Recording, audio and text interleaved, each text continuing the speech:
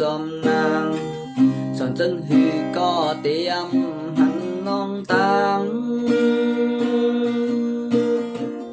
ได้เป็นหวังสำกินเอาเจอ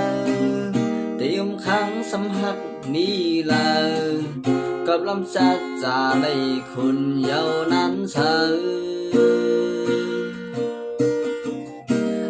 จางมีลายทุกคืนอยู่เปิ้นในก็เตรียมเต็มน้องมองเมื่อลำร้องมันกำเข้าพลน้องหักน้องก็หูมันโอนเบิ่งปวนเยาวกว่าเพิ่มจังขึ้นโห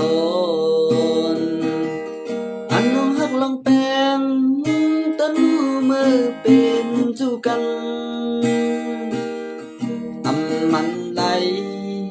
แล้วโลกได้เป็นจังหือ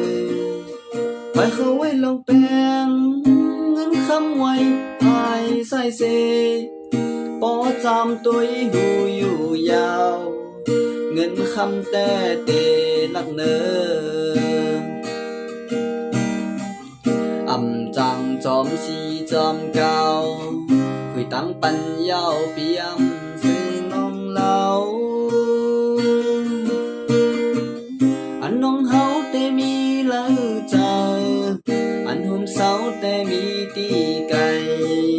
กับก็น้องอ่อนดึกไฟเส้นตั้งยาว